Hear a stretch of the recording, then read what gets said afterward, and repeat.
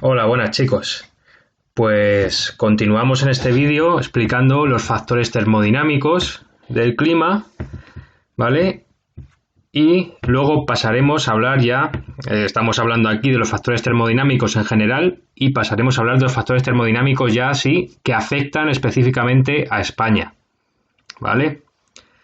Así que nada, lo último que explicamos eran los anticiclones y las borrascas, cómo se formaban, qué pasaba cuando convergían dos masas de aire en la superficie, que es cuando ocurren las borrascas, y qué pasa cuando convergen dos masas de aire en altura, a la altura de la tropopausa, que entonces descienden y se producen los anticiclones, ¿vale? Con tiempo seco y soleado. Ahora vamos a hablar qué pasa cuando convergen dos masas de aire que tienen características distintas, ¿vale? Que tienen bastante diferencia normalmente de temperatura. Normalmente suelen ser una masa de aire que viene del polo con otra masa de aire que viene del trópico, ¿vale? De latitudes tropicales o subtropicales. Entonces tienen tienen una temperatura distinta, chocan, convergen, que se dice así, más o menos a los 60 grados de latitud, ¿vale? Tanto en el hemisferio norte como en el hemisferio sur.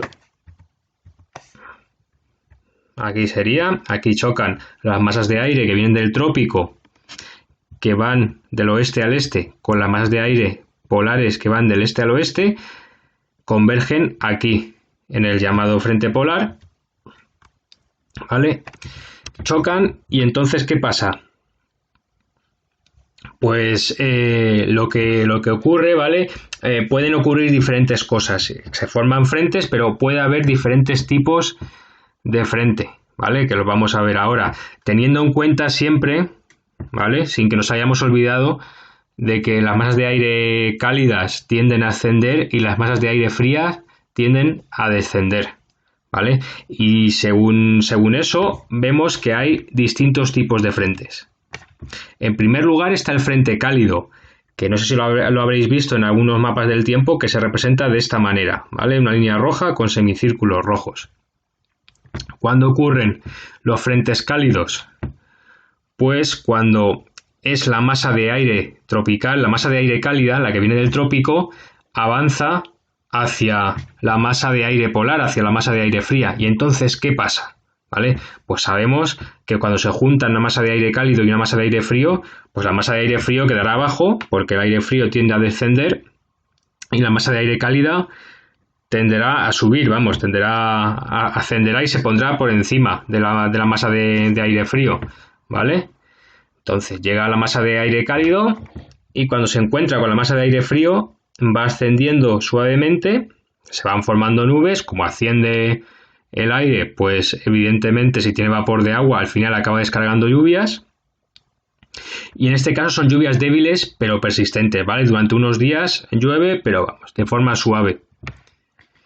Una cosa distinta ocurre en los frentes fríos, ¿vale? En los frentes fríos es al revés, es la masa de aire frío la que alcanza a la masa de aire cálido, ¿vale? Y entonces la alcanza por abajo y la obliga a subir de forma repentina, ¿vale? Entonces las lluvias son diferentes a las del frente cálido, ¿vale? El aire polar, como dice aquí, alcanza el aire tropical y al hacerlo lo obliga a ascender bruscamente, ¿vale? Cuando asciende bruscamente se forman muchas veces nubes verticales a las que se le llama cumulonimbo, ¿vale? Y entonces asciende bruscamente. ¿Qué tipo de precipitaciones habrá? Pues precipitaciones muy intensas, pero que no duran demasiado tiempo, ¿vale? En este caso, como vimos, es suavemente porque es la masa de aire cálido la que alcanza a la masa de aire frío y va ascendiendo y las lluvias son suaves. En este otro caso no, en este otro caso llega la masa de aire frío, obliga de repente a subir a la masa de aire cálido que tendría vapor de agua, que había estado acumulando vapor de agua, y entonces asciende de repente y caen lluvias bastante torrenciales, ¿vale? ¿Cómo se representan los mapas del tiempo? Pues con una línea azul con triangulitos. Y luego están ya los frentes ocluidos, que podríamos decir que es una mezcla de ambos. Ocurren cuando un frente frío alcanza un frente cálido, ¿vale? Que se eleva. y da lugar a los dos tipos de precipitaciones al final, ¿vale? Y al final, quiero decir, lo alcanza al aire cálido, pero es que lo rodea por los dos lados, tanto por este o por oeste, o por norte o por sur. Y entonces, al final solamente quedará aire frío, ¿vale? Se producen los dos tipos de precipitaciones, tanto precipitaciones intensas como también luego al final precipitaciones suaves, y al final esa masa de aire cálido queda rodeada y queda solamente el aire frío. Y luego un último factor termodinámico que nos queda por explicar, pero que es bastante importante que entendáis. Pero bueno, luego más adelante cuando hablemos de los factores termodinámicos que afectan a España, nos detendremos más en explicar cómo funciona, que es la corriente en chorro. ¿Qué son las corrientes en chorro? A ver, ahora hemos estado hablando de anticiclones y de borrascas y de frentes, ¿vale? Que son tipos de masas de aire que se producen debajo de la tropopausa. Pero por la zona de la tropopausa circula un viento que va a grandes velocidades, de cientos de kilómetros de anchura, y que ¿por qué se produce? Porque hay una diferencia de altura entre las distintas tropopausas de las distintas áreas climáticas. En el vídeo anterior hablé de que había una diferencia de altura, o sea, de que no era lo mismo la tropopausa de la zona cálida, ¿vale? Ahí el aire es más cálido y asciende más rápidamente, ¿vale? Asciende más fácilmente, perdón. Entonces eso favorece que la tropopausa, que la troposfera, que es donde se encuentran las masas de aire predominantes que nos afectan a nosotros, donde ocurren todo el tiempo atmosférico, todos los fenómenos meteorológicos, la troposfera aumente en altura, ¿vale? Porque el aire que está en la troposfera está cálido y entonces tiende a ascender y favorece que la troposfera ascienda, ¿vale? Y que le coma el terreno, por así decirlo, a la estratosfera, que es la capa de la atmósfera que está por encima de la troposfera, ¿vale? Luego llegaría a la zona templada, y en la zona templada pues la troposfera y la tropopausa, que es esa zona de transición entre troposfera y estratosfera, pues está un poquito más abajo porque aquí el aire es un poquito menos cálido, ¿vale? Entonces el aire tiende a descender un poco más que en la zona cálida y de esta manera pues la troposfera y la tropopausa, esa zona de transición entre la troposfera y la estratosfera, que es hasta donde llegan las masas de aire, pues está un poquito más abajo. Y ya ni qué decir la zona polar, ¿vale? En la zona polar la troposfera sí que se encuentra mucho más abajo, a 8 kilómetros, en comparación con los 16 kilómetros de altura a los que llega la troposfera en la zona cálida. Vale, pues entre la zona polar y la zona templada, ¿vale? Más o menos a unos 60 grados de latitud, coincidiendo con el frente polar donde está esa zona de borrascas que hay en el Atlántico Norte, pues encima de ella, en la tropopausa, circula un viento a gran velocidad, que es la corriente en chorro polar, ¿vale? Luego hay una corriente en chorro subtropical que existe entre las zonas cálidas y la zona templada, pero esta, la que afecta a España y a Europa, es la corriente en chorro polar, ¿vale? Circula de oeste a este y, como he dicho, pues tiene una anchura de cientos de kilómetros y puede llegar hasta los 500 kilómetros por hora, ¿vale? Muchas veces circula en línea recta, ¿vale? Pero otras veces al final acaba describiendo ondulaciones, ¿vale?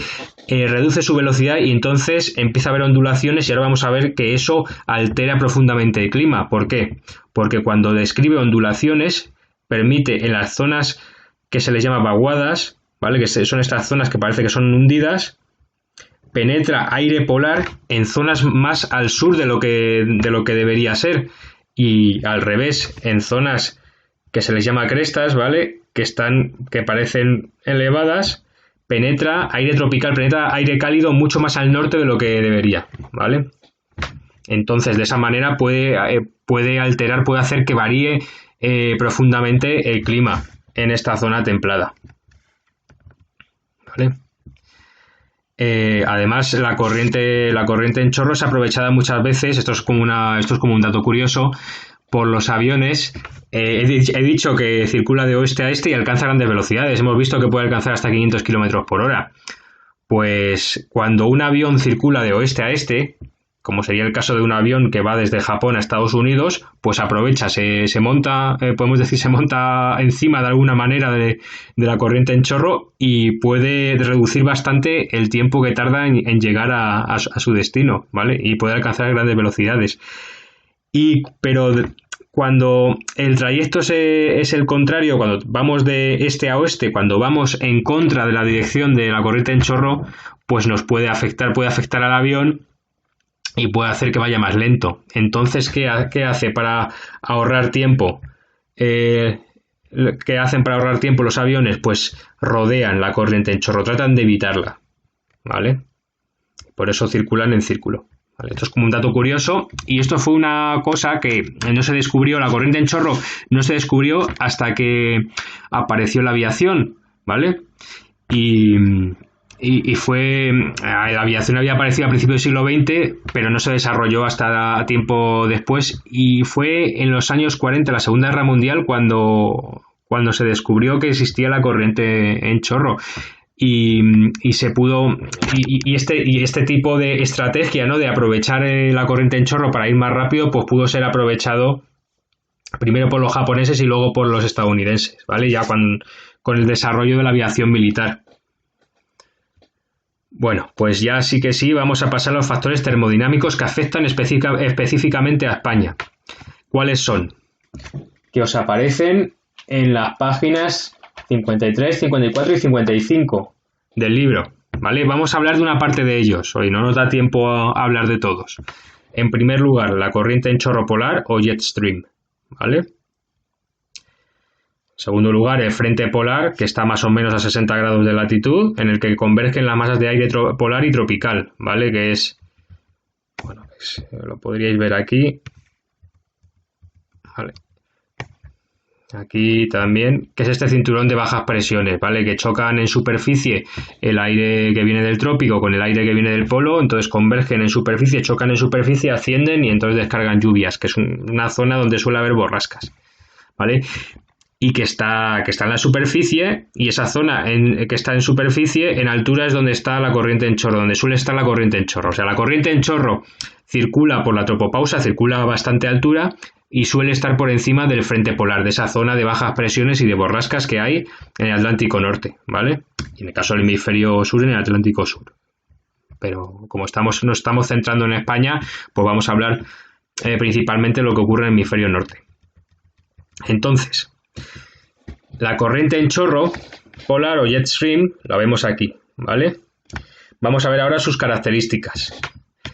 Como hemos visto también un poco, es una corriente que circula en altura, en la tropopausa. Hemos visto porque hay una diferencia de altura entre la célula atmosférica polar y la de Ferrel, ¿vale? La célula atmosférica polar está un poco más abajo, la de Ferrel está un poquito más arriba, o sea, la troposfera llega un poquito más arriba y la troposfera está más baja en el polo, y entonces en esa diferencia de altura, en esa tropopausa que hay, es donde circula la corriente en chorro polar, ¿vale?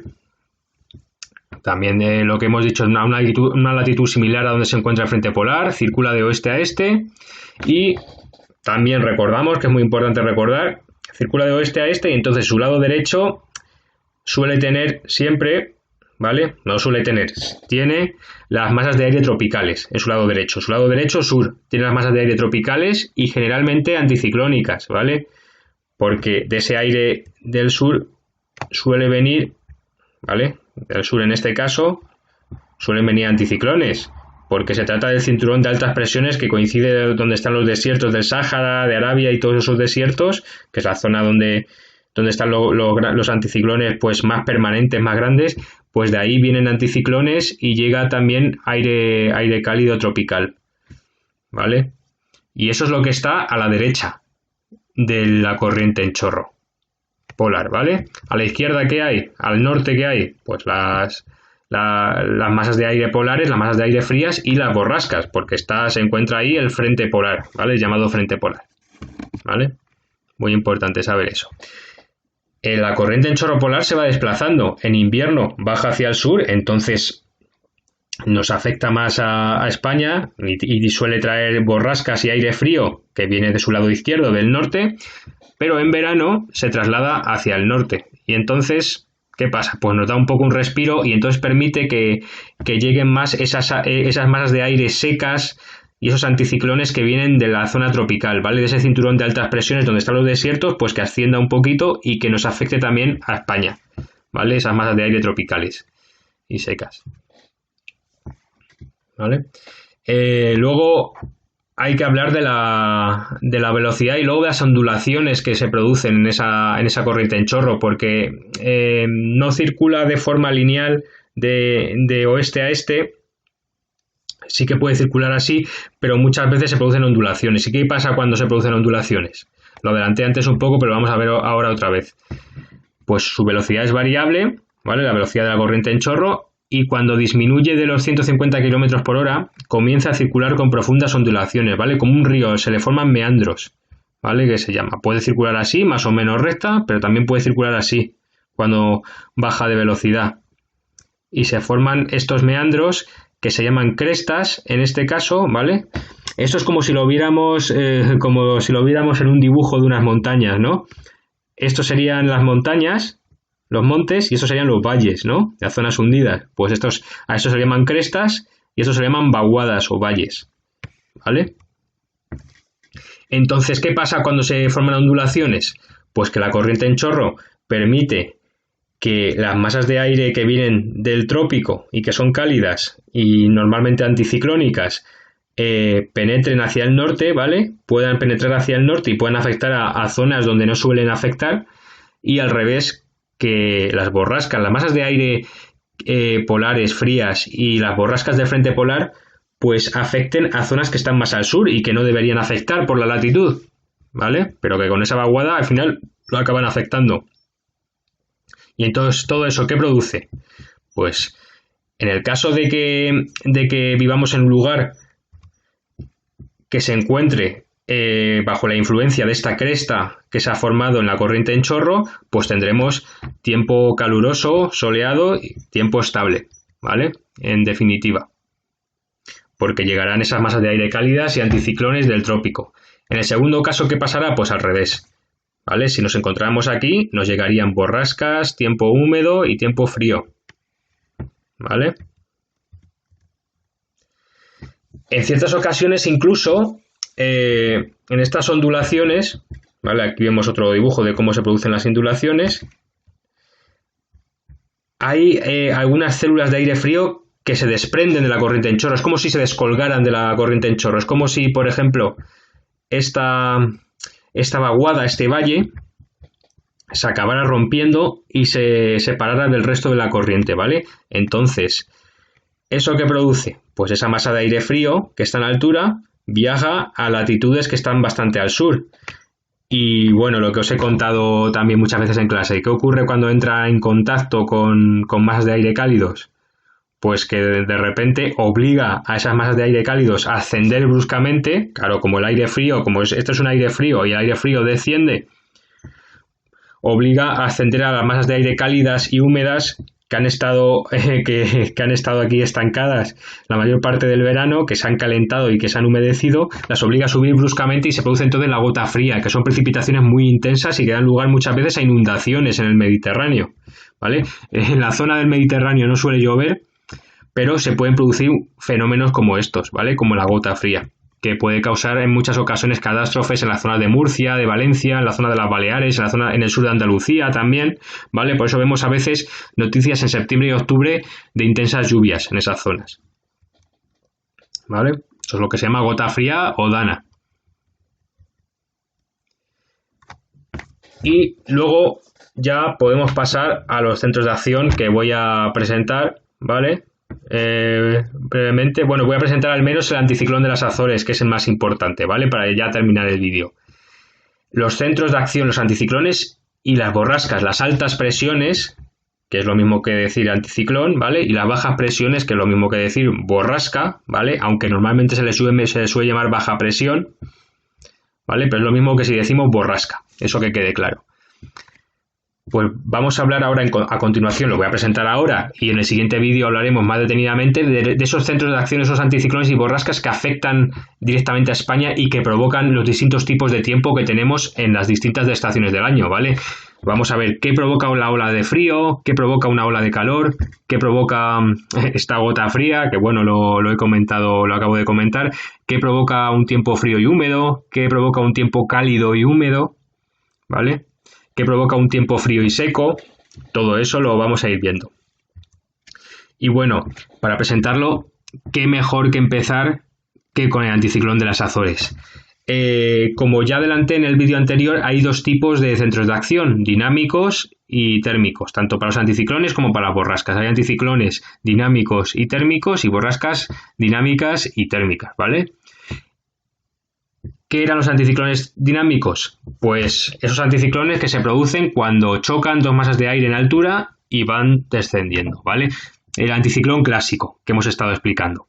El anticiclón térmico, no sé si recordáis, que era cuando la Tierra, la superficie terrestre, la masa continental, enfriaba muchísimo el aire que estaba justo por encima, entonces ese aire, esa base de la masa de aire, estaba más frío el aire que estaba más cerca de la superficie terrestre que el aire que estaba más en altura. Y entonces lo que producía era que obligaba a descender a ese aire y ese aire no podía ascender, descendía aún más y entonces se producían nieblas muchas veces y bajaban aún más las temperaturas. Pues esos son los anticiclones térmicos. Vamos a empezar con los anticiclones dinámicos, los que se producen por la convergencia en altura de dos masas de aire.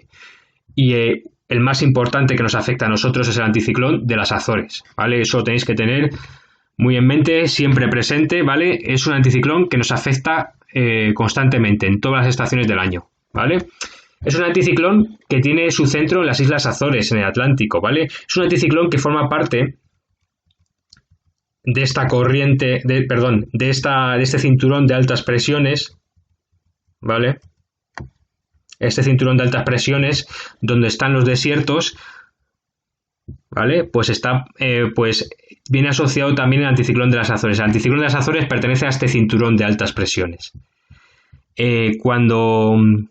Cuando es verano, normalmente suele ascender hacia el norte el anticiclón de las Azores, ¿vale? El frente polar y la corriente en chorro asciende hacia el norte, pues el anticiclón de las Azores también, y afecta más a España. En invierno, pues se suele retirar hacia el sur, ¿vale? Entonces, una vez recordado esto, ¿qué tipo de tiempo genera este anticiclón de las Azores? Pues para saber el tipo de tiempo, tenemos que fijarnos bien en el tipo de vientos que origina, ¿vale? Normalmente suele generar viento cálido y, como tiene origen en el Atlántico, viento húmedo, que no significa eso que traiga precipitaciones, ¿vale? En algunas ocasiones, cuando nos da un poco de perfil de forma tangencial el anticiclón de las Azores, pues nos puede traer algunas precipitaciones, pero cuando está encima de nosotros el anticiclón de las Azores es tiempo soleado y seco, ¿vale? Tiempo soleado y seco, sea en invierno o sea en verano, ¿vale? Sea frío o sea cálido, va a ser un tiempo seco y soleado. Entonces genera viento cálido y, como tiene origen en el Atlántico, pues arrastra viento húmedo, arrastra viento marítimo que va recogiendo ese vapor de agua del mar, ¿vale? Lo que hace que sea un viento húmedo, pero no supone casi precipitaciones, como pongo aquí. Pues al estar encima del anticiclón, como en el anticiclón, lo que supone es que descienda masa de aire desde la altura hasta la superficie, no deja que se formen nubes, no deja que ascienda el aire que está cerca de la superficie, no lo deja. Entonces, esa humedad al final se queda cerca de la superficie. Eso lo que puede provocar es tiempo bochornoso, puede provocar esa sensación de bochorno, ese tiempo húmedo sin que haya precipitaciones, que pasa a veces en la costa. En verano, este anticiclón, como he dicho, se desplaza hacia el norte y llega a España, donde genera tiempo caluroso y seco en el interior peninsular y cálido y bochornoso, como estaba diciendo, en la costa, ¿vale? En invierno también nos puede afectar. ¿Y qué puede pasar en invierno? Pues en invierno no genera un tiempo cálido, precisamente, ¿vale? En invierno puede hacer que lleguen vientos marítimos húmedos del oeste. Eso, bueno, en invierno, cuando se desplaza hacia el sur, el anticiclón, lo que hace, como se retira, lo que hace es que permite que lleguen vientos marítimos húmedos del oeste, ¿vale? Hacia la península ibérica y descarguen lluvias ahí, ¿vale?